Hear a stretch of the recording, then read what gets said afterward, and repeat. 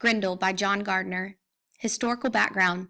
Published in 1971, Grendel is an example of a metafiction, fiction about fiction. The plot and characters of the novel come from the 6th century Anglo-Saxon poem Beowulf. Set during the Dark Ages, sometime between the 8th and 11th centuries, its principal characters are Danes, Yeats, Swedes, and there are brief references to other pagan Germanic tribes, such as the Frisians, Jutes, and Franks. The Norman conquest disrupted the literary culture of Anglo-Saxon England.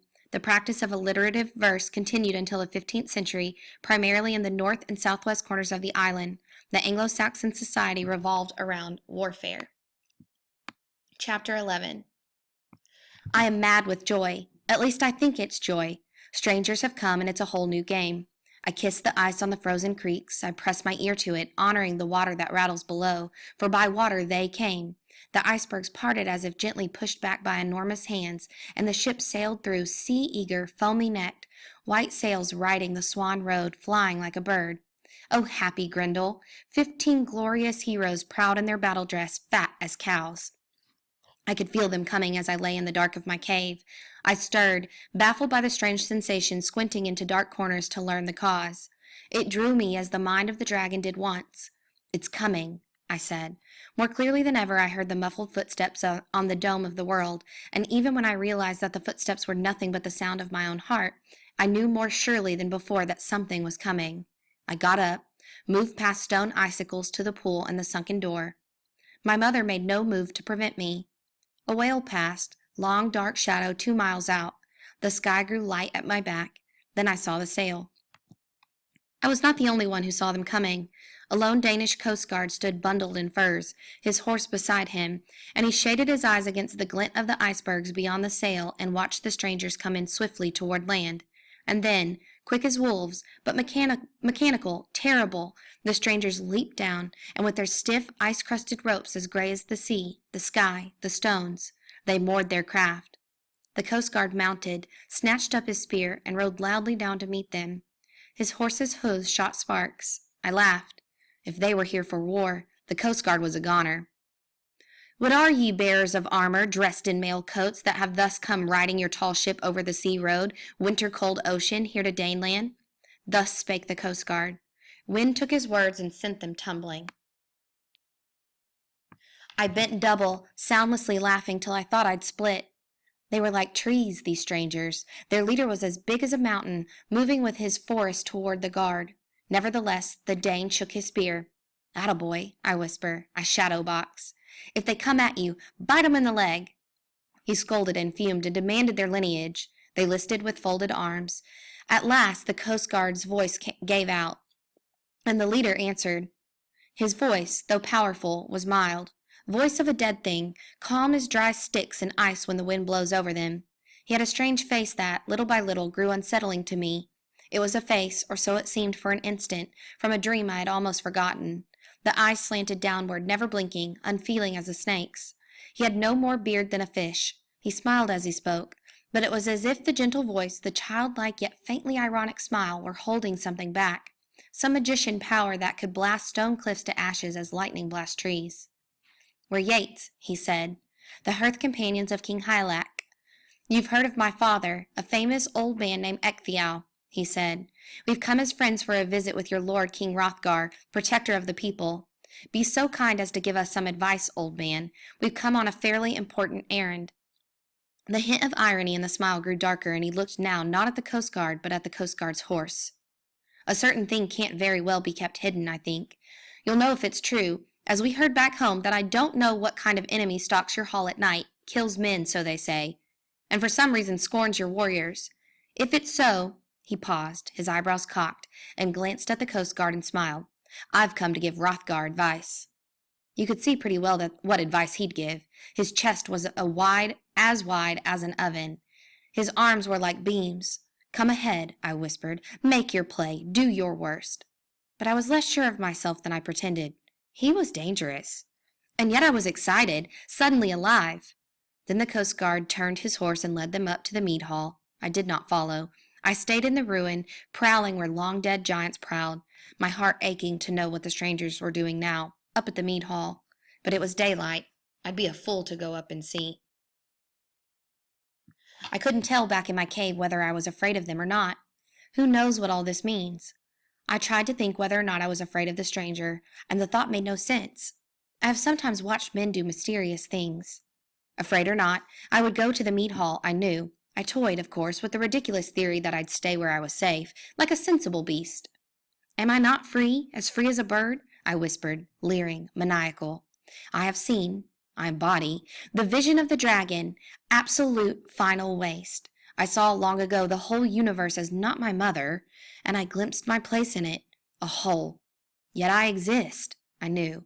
Then I alone exist, I said. It's me or it. What glee, that glorious recognition. The cave, my cave, is a jealous cave. For even my mama loves me not for myself, my holy specialness, but for my sonness, my possessedness, my displacement of air as visible proof of her power. I have set Mama aside, gently picking her up by the armpit as I would a child, and so have proved that she has no power but the little I give her by momentary whim. So I might set aside Hrothgar's whole kingdom and all his thanes if I did not, for sweet desire's sake, set limits to desire. If I murdered the last of the Scyldings, what would I live for? I'd have to move. So now, for once unsure of victory, I might set limits to desire, go to sleep, put off further raids till the Yates go home, for the world is divided, experience teaches, into two parts, things to be murdered and things that would hinder the murder of things. And the Yates might reasonably be defined either way. So I whispered, wading through drifts waist-high, inexorably on my way to Hrothgar's mead hall. Darkness lay over the world like a coffin lid. I hurried. It would be a shame to miss the boasting. I came to the hall, bent down at my chink, peered in. It was a scene to warm the cockles of your heart. The Danes were not pleased, to say the least, that the Yates had come to save them. Honor is very big with them. They'd rather be eaten alive than be bailed out by strangers. For old time's sake, I would have to kill the stranger, and for the honor of Hrothgar's thanes. The Danes sat sulking. I covered my mouth to keep from cackling. The king presided, solemn and irritable. He knew that his thanes couldn't handle me alone, and he was too old and tired to be much impressed, however useful it might be to his kingdom, by their fat-head ideas of honor. Then up spoke Unferth, Ecglaf's son, top man in Hrothgar's hall. You may have had successes, I haven't heard, but wait up for Grendel for one night's space, and all your glorious successes will be done with. The Danes applauded. The stranger smiled on, his downward slanting eyes like empty pits. I could see his mind working, stone cold, grinding like a mill wheel. When the hall was still, he spoke, soft-voiced, his weird gaze focused nowhere. Ah, friend Unferth, I am stronger in the ocean than any other man alive. I swam for 5 nights, and then a storm came up, icy wind from the north, black sky, raging waves. The turmoil stirred up the sea monsters. One of them attacked me, dragged me down to the bottom where the weight of the sea would have crushed any other man. But it was granted to me that I might kill him with my sword, which same I did. Then others attacked. They pressed me hard. I killed them, 9 other water-nickers, robbed them of the feast they expected at the bottom of the sea. In the morning, sword ripped, they lay belly up near the shore. Now the Danes weren't laughing. The stranger said it all so calmly, so softly, that it was impossible to laugh. He believed every word he said. I understood at last his look in his eyes. He was insane. Even so, I wasn't prepared for what came next. Nobody was. Solemn, humorless, despite the slightly ironic smile, he suddenly cut deep. I don't recall hearing any glorious deeds of yours, Unferth. The hall was numb. The stranger was no player of games. And yet he was shrewd, you had to grant. Whether or not they believed his wild tale of superhuman strength, no thane in the hall would attack him again and risk the slash of that mild, coolly murderous tongue. Old King Hrothgar, for one, was pleased. The madman's single-mindedness would be useful in a monster fight. Again I found something peculiar happening to my mind. The harder I stared at his gleaming shoulders, the more uncertain I was of their shape. The room was full of a heavy, unpleasant scent I couldn't place. The queer little spasm of terror passes. Except for his curious beardlessness, there is nothing frightening about the stranger. I've broken the backs of bulls no weaker than he is. Heroism is more than noble language, dignity. Inner heroism, that's the trick. Glorious carbuncle of the soul. Except in the life of the hero, the whole world's meaningless. Hrothgar told the hall that the stranger was like a son to him. You already have more sons than you need. The queen laughed lightly. Hrothgar laughed too, though he didn't seem to get it.